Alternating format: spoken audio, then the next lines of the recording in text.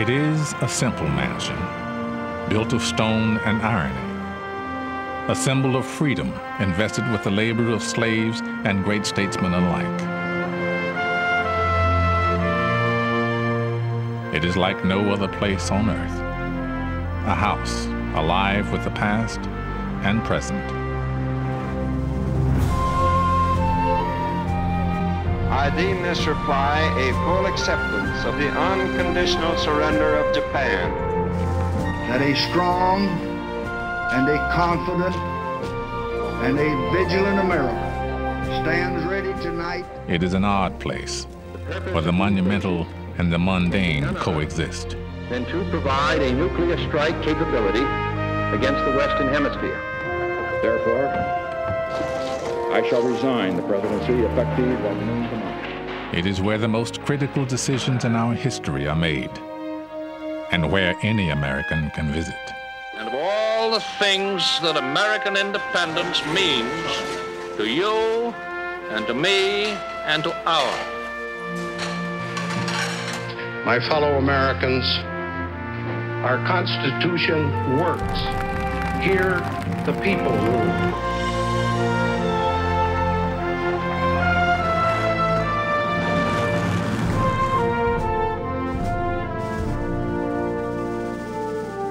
Now you will journey through time and a day, meeting the people and hearing the stories that give this powerful place its soul.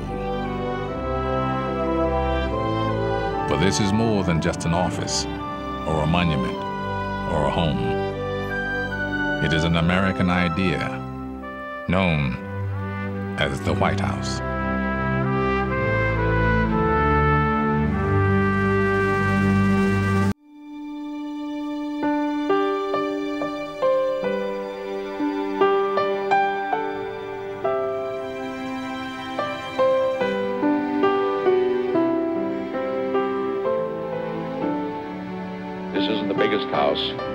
Many and most, and even smaller countries are much bigger.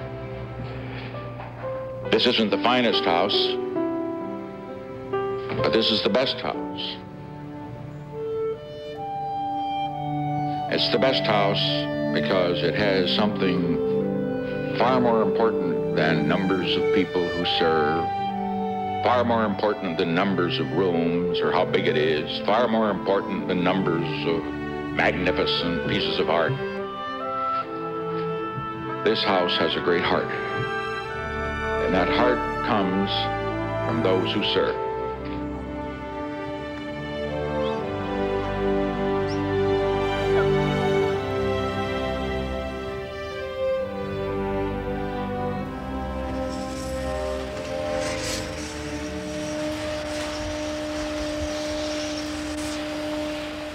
At the White House, there is no such thing as a typical day.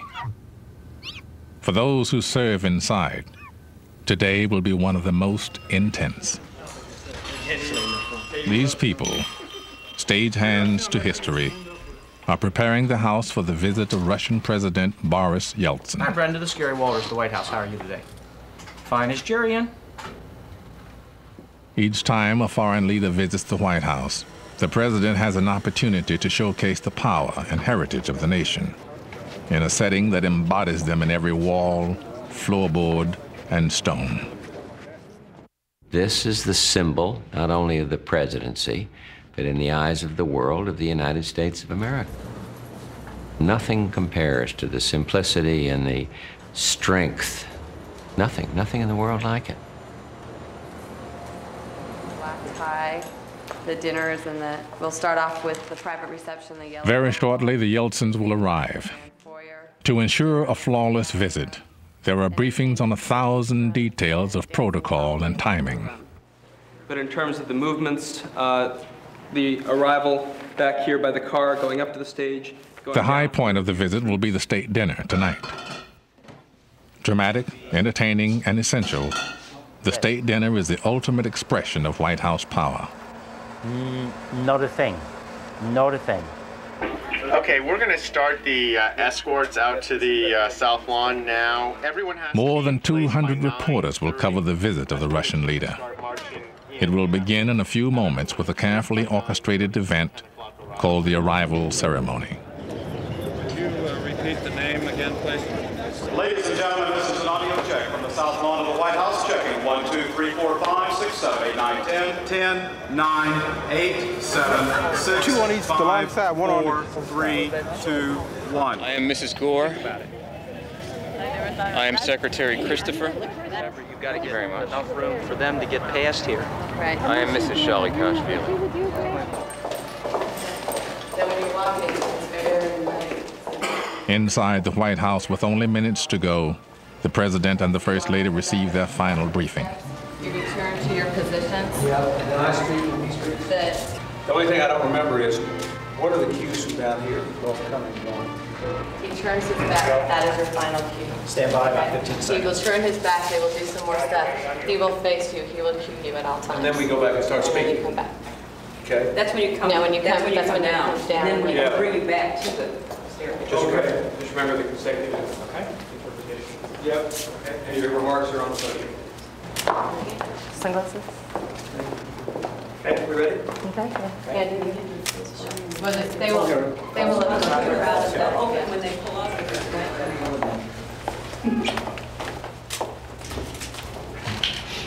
Rich, thank you. You have to do that. Nobody don't sneeze when I'm on the board. This is legal. Ready?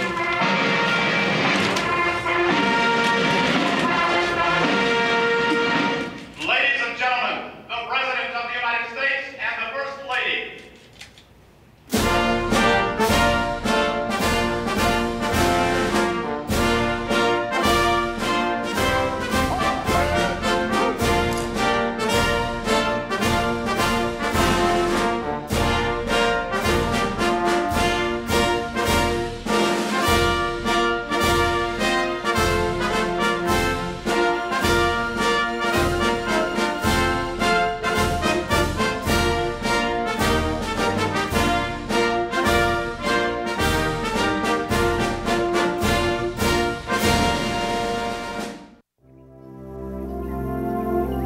The White House is so universally recognized today that it's hard to imagine when it didn't exist.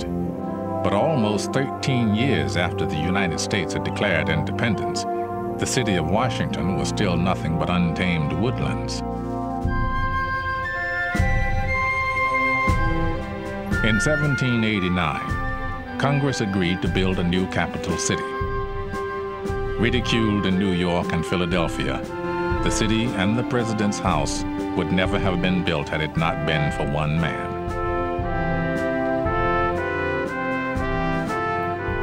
Washington wanted the city built. By law, it had to be occupied by November the 1st, 1800, and many forces were acting against this new city in the wilderness. Washington wanted it. He wanted it in the middle of the country. He wanted it on the Potomac River, and he was determined to have those buildings because in having the buildings, he would have his capital. Its foundations were dug by slaves, the intricate stonework carved by Scottish masons. More than half the workforce were foreign-born. The workers lived at the job site and each morning received a pound of meat and all the cornbread they could eat. After one especially randy night there, the commissioners overseeing the project closed down the only house of prostitution to have ever operated on the White House grounds. When it was finished, it was immense. A bigger home would not be built in this country until after the Civil War. Today, the power of the symbol is inescapable, something every visiting leader learns upon arriving.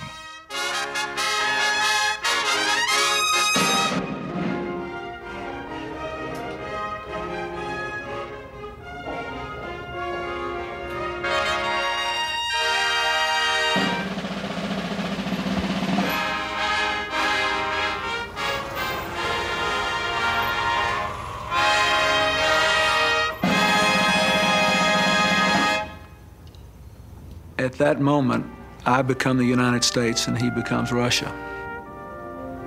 And we stand for all of our people.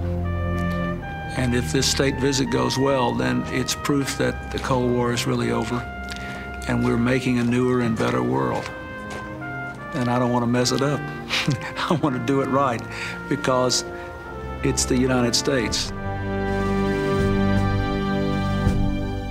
Conceived by President Kennedy in 1961, the modern ceremony not only impresses the visiting leader, it gives him the distinction of being welcomed here. Дамы и господа, искренне рад новой встрече с Америкой. Together we have agreed to safeguard nuclear materials and to shut down plutonium production reactors. Вместе мы согласились обеспечить безопасность ядерных материалов, таких как терроризм, улучшение окружающей среды и организованная преступность. Together we can and we will make a difference not only for our own people, but also for men, women, and children all around the world.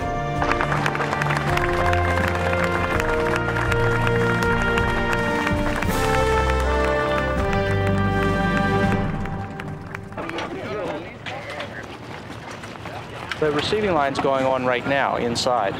President and Mrs. Clinton are receiving the official party. We have a full day, full slate in front of us. We have some canopies to put up yet, flower material to put around. There's a lot of activities going on yet. See you later. All right, Jim, what else we got?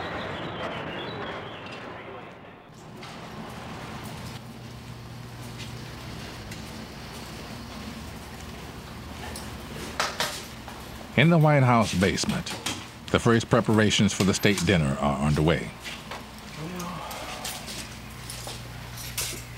Here, the butlers will find some of the 1,500 different pieces of china to set tonight's tables. It's one of 100 different tasks the White House staff will finish in their push to the dinner, now 10 hours away. Upstairs, in the entrance hall, a receiving line welcoming the Russian delegation is concluding.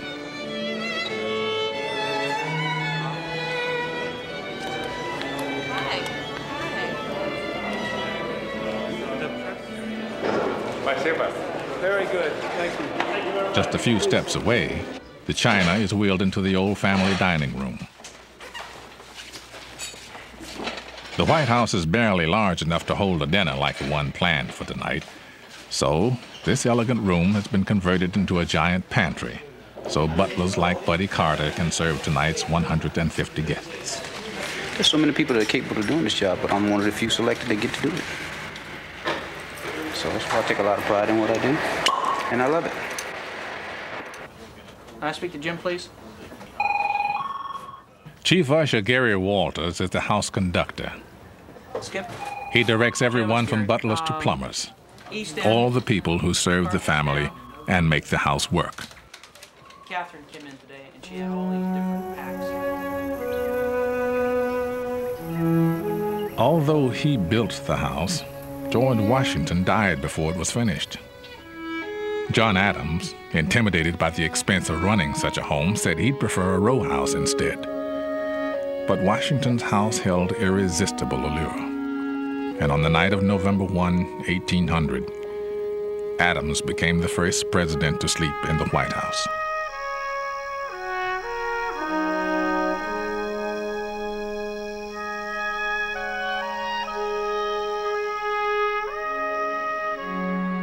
Well, he woke up the next morning and he wrote a letter to his wife. It seemed to settle in on him.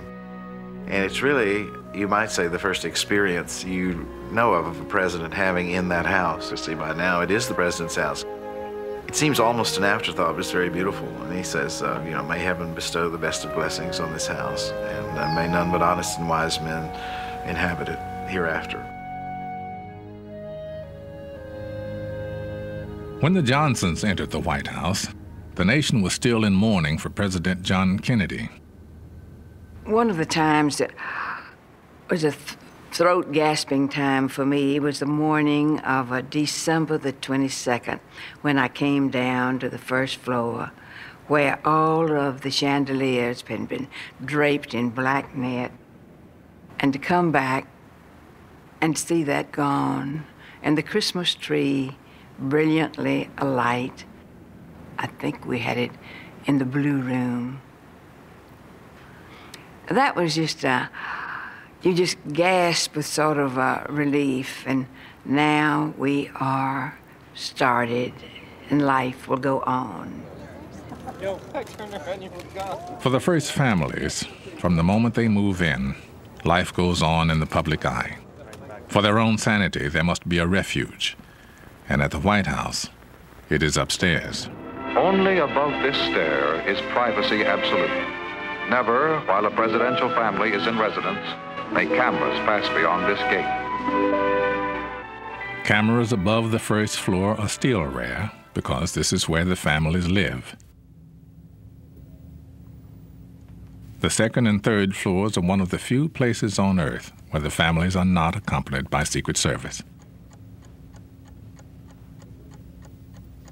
At the heart of the second floor is the yellow oval room, which leads to the Truman balcony.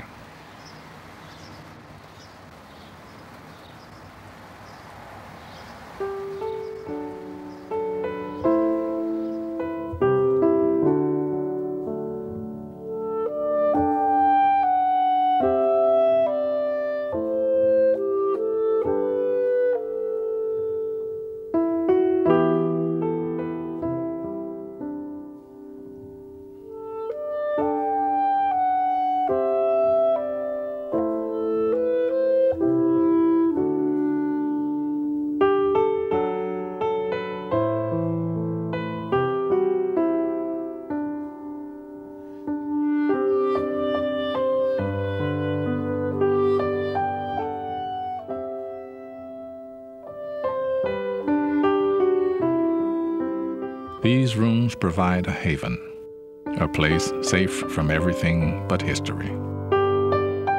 For me, I would get so caught up in what I was doing that you forget where you are, that this is home. But then we'd sit down at dinner at night, and here would be Abraham Lincoln's plate. And then it would all just kind of come back. Here I am in this historic house, and it was overwhelming sometimes. While overwhelming, this public housing does come with some useful amenities. Living in the White House is quite a dream for any homemaker. There's somebody to do everything. It's not just the wonderful butlers and maids, but if you need a plumber, all you do is pick up the phone and the plumber's there right away. Well, when President Johnson first came into office, the chief usher called me up and said, the president wants to talk to you about this shower. He says, come up. So I came up. The president stepped off the elevator coming down, going to the Oval Office that morning. So he told me he wanted more water, colder water, and he said, if I have to, I'll go over to the Elms and take my shower. So the first thing I did, I got a chauffeur and went to the Elms to see what he had over there. And we came back to the White House, and we thought we had it, you know, perfect for him. You know, we had much better than he had at the Elms. But he wasn't satisfied with that. He wanted 50-degree cold water. He wanted body sprays around him. And then he told me that he wanted a shower head about 2 feet off the floor. He said, I want a shower head right there. And I said, well, you hold your finger there, Mr. President, let me mark that spot. In your home, probably you have about 8 to 10 pounds of running pressure on your shower head when it's running. His was 110 pounds of pressure while it was running. It was like a mini car wash. The chief usher, Mr. Rex Skelton, he said, I have to try that shower out. And it just kind of pinned him right up against the wall. Then we have the blue room and the red room. Right. Still passing? No, we don't pass in the blue and red room. While they're waiting to go into Put this one over there. Yes, sir. And do another one of the Reagan China. The employees are like a family because everybody see, you know, it's like you got different departments and everything like that, but it's not operated that way. You know, if you see something that needs to be done, regardless of which department it is, you do it. That's why we say it's like a family. Color right in these movies. Having too dark, look like I need to shave. So let's get another one.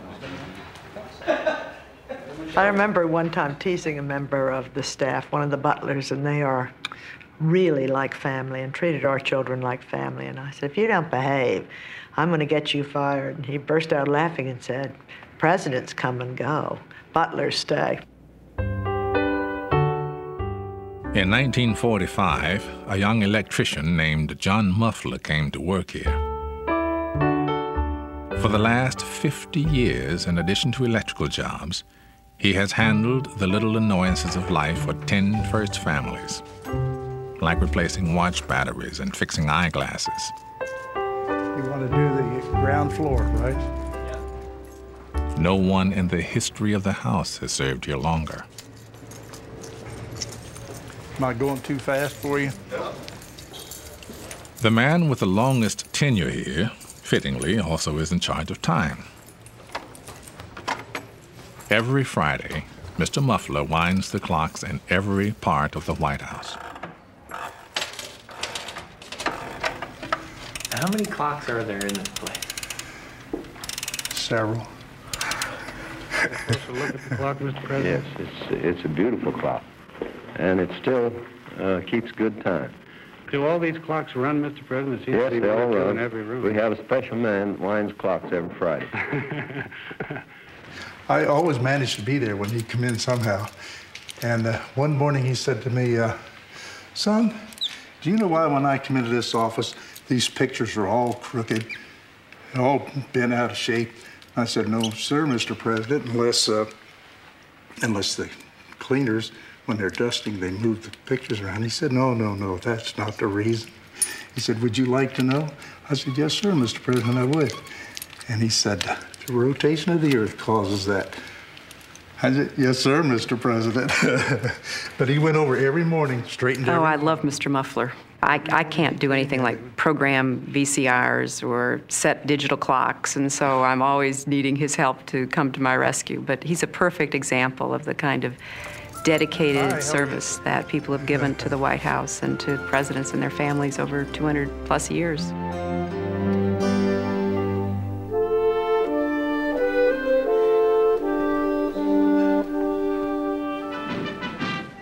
United Nations War Council.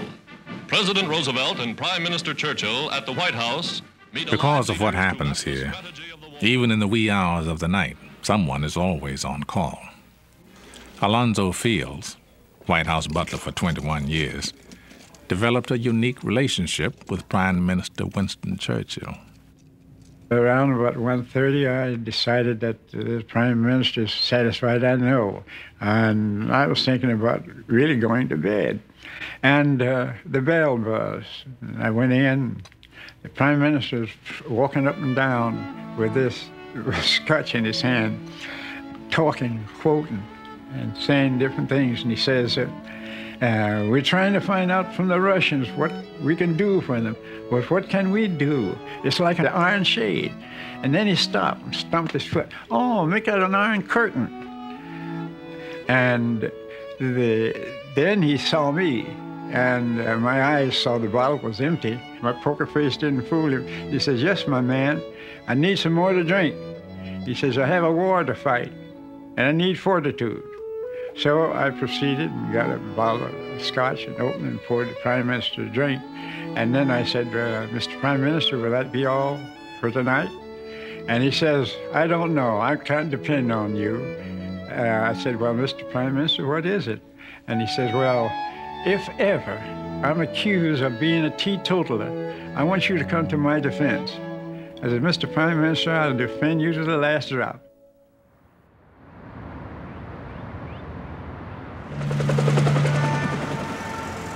It's hard to imagine today, but back in the Madison administration, during the War of 1812, the British Army captured the city of Washington and burned the White House.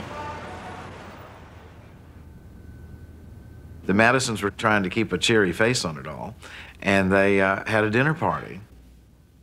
And some of the most amusing in the context letters in the Madison papers are regrets to that particular dinner party that night in August. Lo and behold, you could hear the gunfire. Mrs. Madison finally fled herself, left the house alone with Paul Jennings, a slave. Jennings was to bank the fire, ironically, to keep it from burning down. Well, the British came in at 11 at night. They saw the dinner. The officers sat down and had the dinner. Furniture was piled up in the rooms with lamp oil on it, the windows broken out. And at about 1 a.m., The British stood with flaming javelins in a circle around the house, and Lieutenant Pratt fired his pistol. The javelins were thrown in the house, and it exploded. Mrs. William Thornton, a British citizen, was there and said it glowed like a great plum cake. The White House was reduced to ashes except for the stone walls that General Washington had cherished so.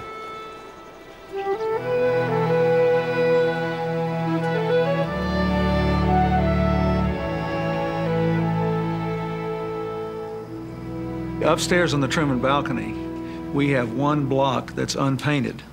And whenever we have people up there, I take them outside and I look at it and I say, you remember this house burned in 1814? I look at it all the time. Every time we have any kind of international incident, when Captain O'Grady was rescued out of Bosnia, I went out on the Truman balcony and I looked at the burn marks. But I'm very aware every day I go to work about how this house carries the whole story of America and how we're still creating that story and what our obligations are.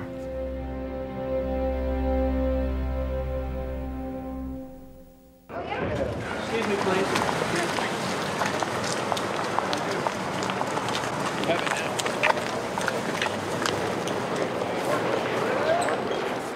Throughout the day during a state visit, meetings between the official delegations are held, and the press moves from room to room for photo opportunities. Do you care to respond to the health care situation? Are you disappointed? Those living here are surrounded by constant reminders that they are not living a private life. I feel as though I've just turned into a piece of public property, Jacqueline Kennedy said after only 2 months in the White House.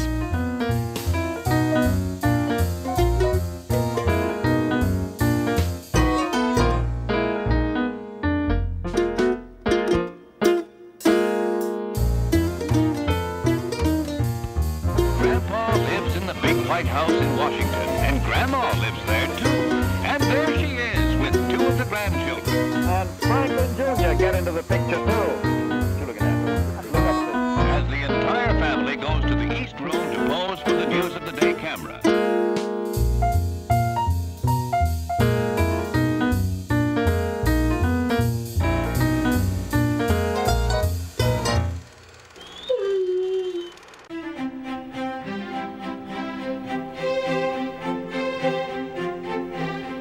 The South Lawn has always been the quintessential American backyard. Something between a playground and a formal garden.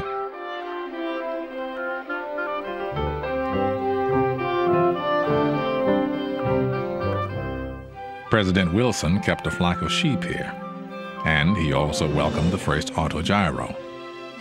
Each morning during the Hoover administration, the cabinet played an exercise game with an 8-pound medicine ball. When Ike installed the first putting green, the stage was set for confrontation with the local constituents. Squirrels have created a nutty problem at the White House, with President Eisenhower complaining that the 4-legged vandals are tearing up his private putting green. The president, a very earnest golfer, brought on a minor political storm with his decision to banish the squirrels, even though nobody has found out whether the animals are Republicans or Democrats. Well, the South Lawn is well inhabited by squirrels. And up at Camp David, I noticed that the oak trees shed acorns to a great extent, and the squirrels didn't do much about them. So when the day came to go back down to the White House, I'd fill my pockets with acorns. And there, up and down and in the rose garden, there would be these squirrels, and I'd throw the acorns out to them, and you'd see them, wham, they'd just go and grab for those acorns. One occasion at Camp David, I didn't get any acorns. And when I came back, well, I went into the Oval Office, and we were having a meeting there. I looked, and in every one of those windows, the squirrels were standing on their hind legs and looking through their front legs inside, and they're looking at me. And they literally, I could see, were saying, "Where are the acorns?"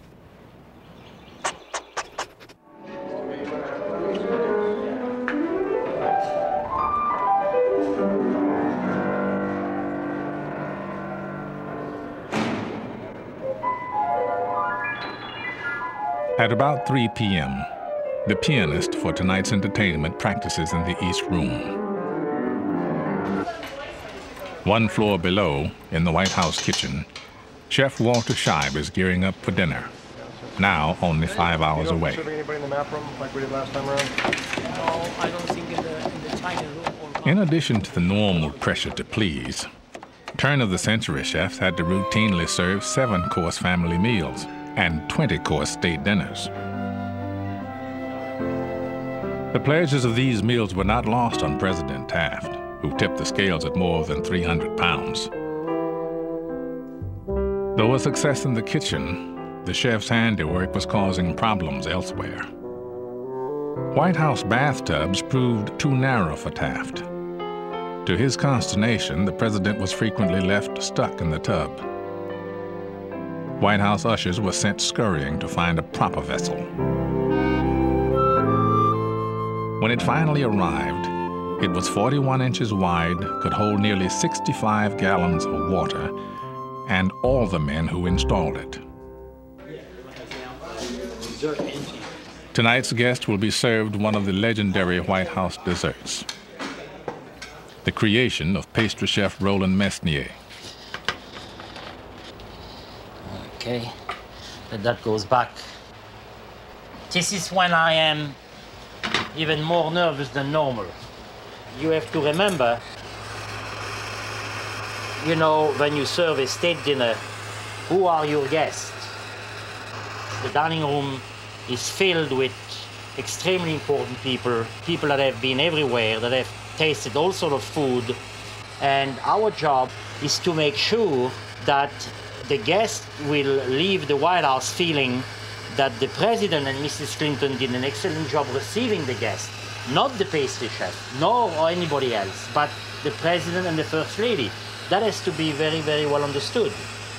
And I think if you can do that, then I think you do your job fairly well.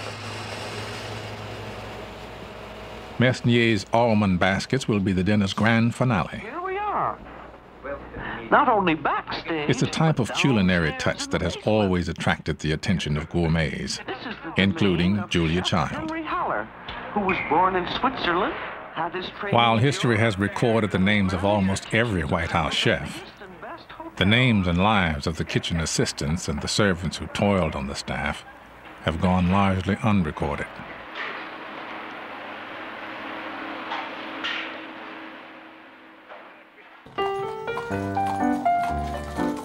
In 1909, Mrs. Taft considered firing all of the white ushers because they couldn't be treated like servants in the same way as blacks. She was persuaded not to. Despite the discrimination, black Americans who worked here then created a vibrant world. Their White House positions placed them in the upper strata of Washington's black society. James Coates, Adolph Byrd, and Arnold Dixon. I remember the first 3 butlers I met during the Taft administration. Lillian Rogers Parks, a White House seamstress for 30 years, was introduced to that society by her mother, Maggie Rogers, a maid to Mrs. Taft. They had their homes and they entertained. And then we had clubs that was very classy. And that gave them the idea to get together and have a little club at the White House called the Chandeliers. Named for the cut glass fixtures in the East Room, the Chandelier Club, like many social clubs in the early 1900s, held a ball each year. Though it was not staged there, the White House imprimatur made the Chandelier Ball exclusive. The Marine Band played, and White House dignitaries always attended. But outside the ball, black workers were still treated as second-class citizens. In 1902, President Teddy Roosevelt invited the noted educator Booker T. Washington to the White House for dinner. Press reaction in the South and the North was severe.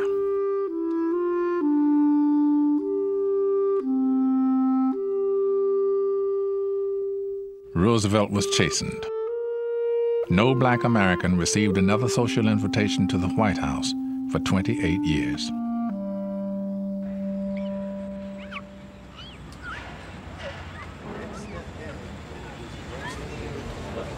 In the entrance hall, the honor guard practices for their ceremonial march later this evening. Okay. Slowly wheel. They are performing a kind of ritual that helps define what has become a national shrine. For the occupants of the late 1800s, the White House was too small and not nearly grand enough for the nation's aspirations. There were frequent and elaborate plans to expand or even abandon it. I don't think the White House would have survived the late 1860s had it not been where Lincoln had lived.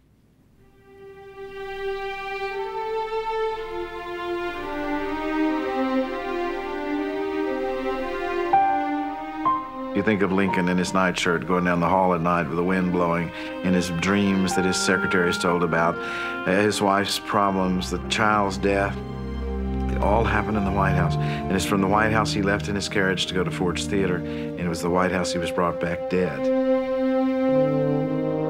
It's not too excessive to say that Lincoln sanctified the White House.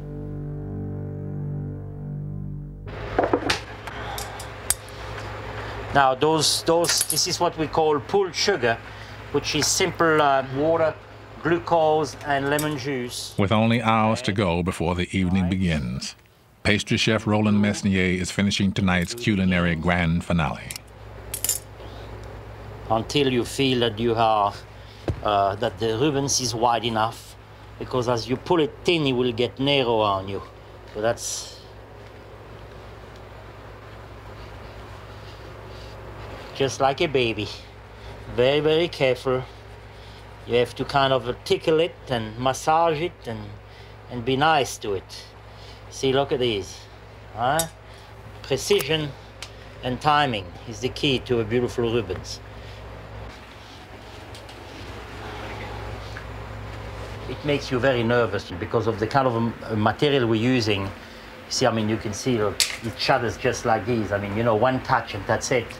One wrong move in a corner of a door. So I think in every state dinner I age about 2 or 3 years. Mesnier's creations represent the sophistication of the White House staff. But it wasn't always this way.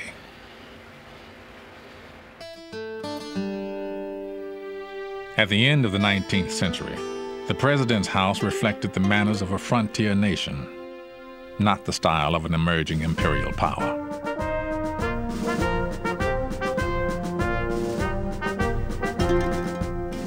It was a home comparable to many other residences from its beginnings. And then enormous demands came upon it. And we had a rather imperial community come to Washington. General Grant, goodness, he went out and got an old orderly in the military that was a friend of his to come be the chef. And they had a state dinner, and here apple pie came out and big slabs of roast beef with gravy dripping off of the plates, and Ms. Grant was mortified. These ambassadors didn't know what to do with it. You'll get on the floor and chew it or what? By 1902, a brilliant young man named George Cortelyou had changed all of that. At Roosevelt's request, he created an almost regal White House style that redefined the house for the new century. As part of the new look, Teddy Roosevelt officially changed the name of the mansion. The new letterhead read simply, White House, Washington.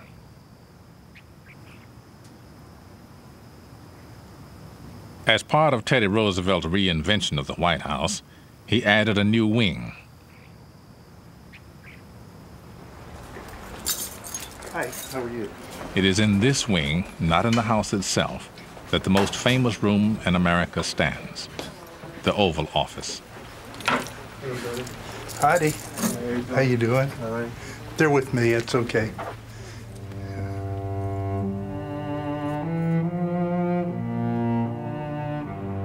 Frankly and definitely, there is danger ahead. Danger against which we must prepare.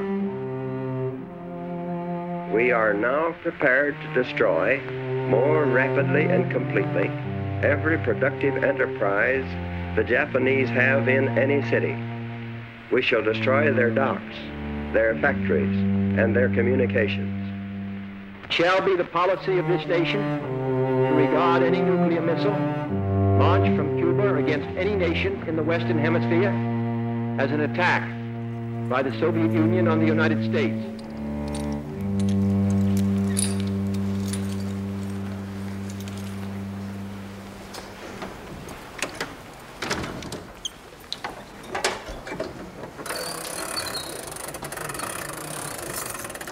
Because of the history that has been made here, the White House is the most potent symbol of power in the world.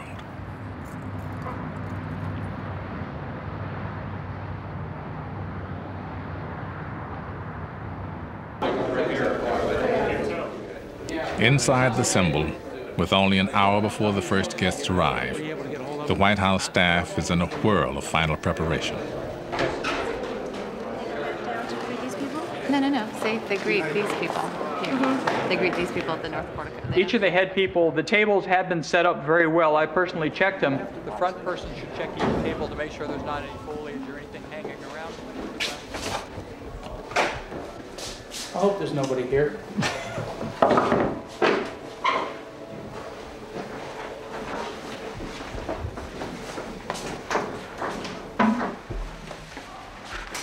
It's those mundane chores that have to be done.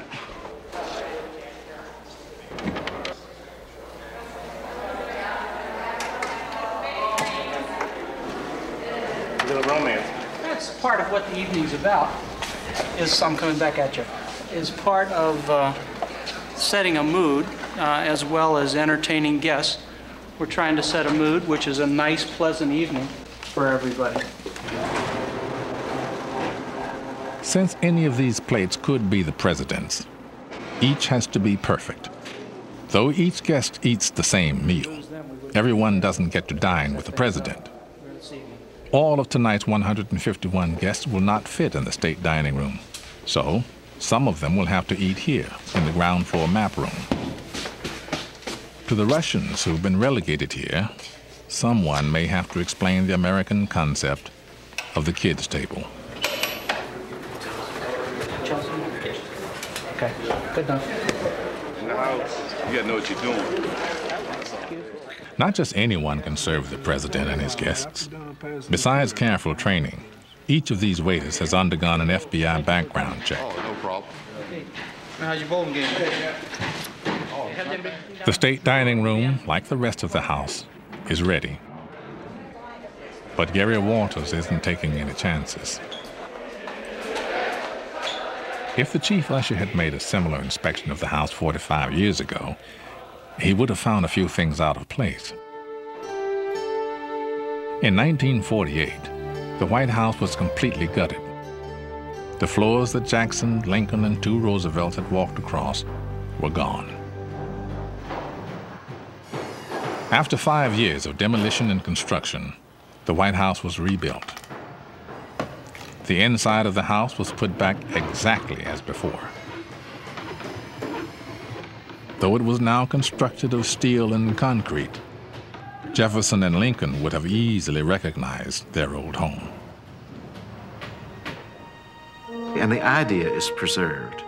That's really what it is. The idea of the house and the symbol is bigger than any material part of it. And that has remained intact and is really more powerful than ever today.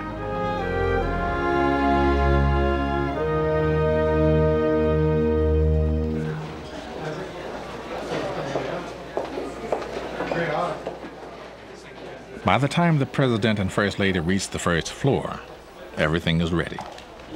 All the preparations have led to this moment. Now all they need are guests.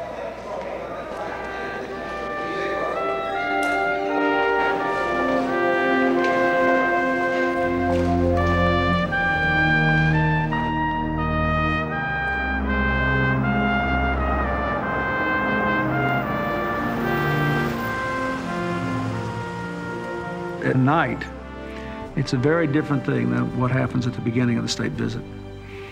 We will have worked all day long, and the visit will either have been a success or a moderate success or maybe not so successful, but what you want to do at night is to at least seal the best possible relationship you can between the leaders and the countries.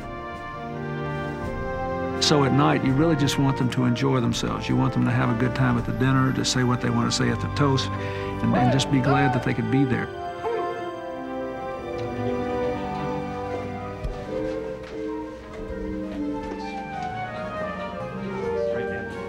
In the family's private quarters on the seldom seen second floor of the White House, one of the most critical moments of the visit unfolds. Here, the President and First Lady have a chance to relax with their guests in the warm atmosphere of a home. Welcome to the White House. I heard you speaking with my husband about yes, indeed. Such a great.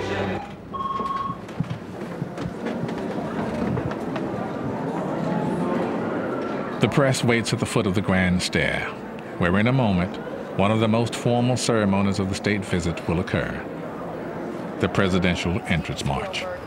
I did get the only question, I think, turned up your question.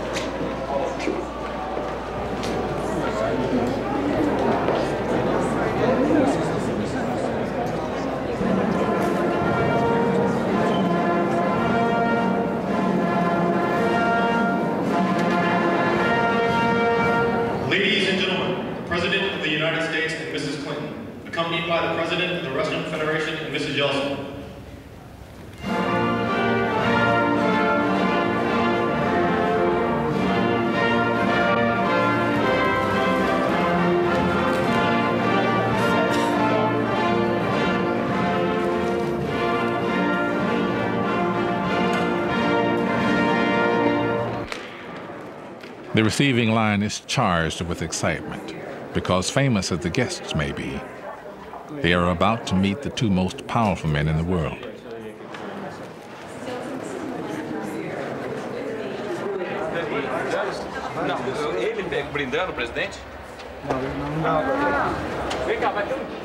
And we have admired your patience. The rising anticipation of the evening is peaking by the time the official toasts are made. President Yeltsin should be finishing any minute now. He's going a couple minutes over his 5 minutes. He's up to about 8 minutes now speaking. Got the signal. And finally, dinner begins.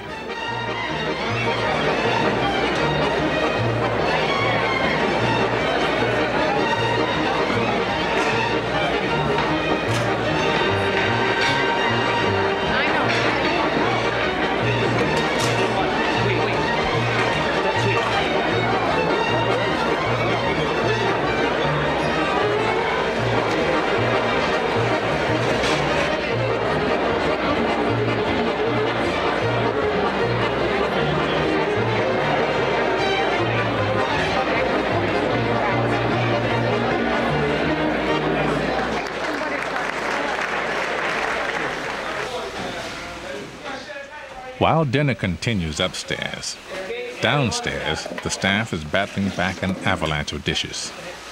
Working hard, fellas. Cocktails is 7.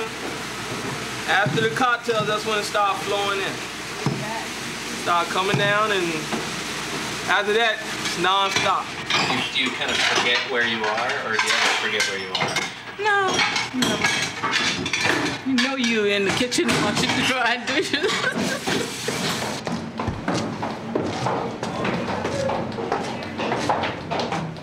At the top of the winding stair that connects the two worlds, days of work are about to pay off for pastry chef Roland Mesnier. Lime sherbet with a vodka mousse in a nougat basket with fresh golden and red raspberry and peaches. You can eat everything? The whole thing. The whole thing? If you're hungry enough, you eat the whole thing, yes.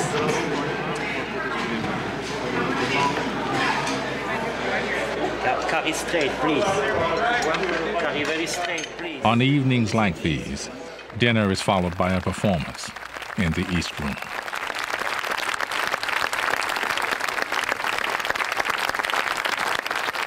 During the Civil Rights Movement, singer Sarah Vaughan performed here. At the end of the evening, a staff member found her sobbing in her dressing room. When asked what was wrong, she said, "Nothing is the matter. It's just that 20 years ago when I came to Washington, I couldn't even get a hotel room. And tonight, I sang for the President of the United States in the White House. And then he asked me to dance with him. It is more than I can stand."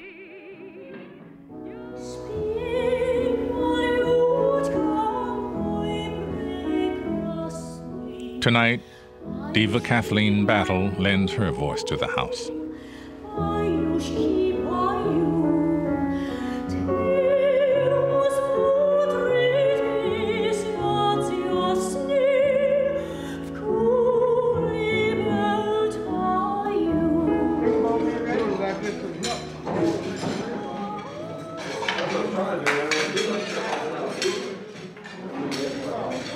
I think one of the attractions of the White House, one of the things that makes it so precious in our country, is the fact that a family really is living there every day. That it's a center not only of political power and prestige on a global basis, but has that human touch of individuals enjoying life within those, I guess you might say, hallowed halls.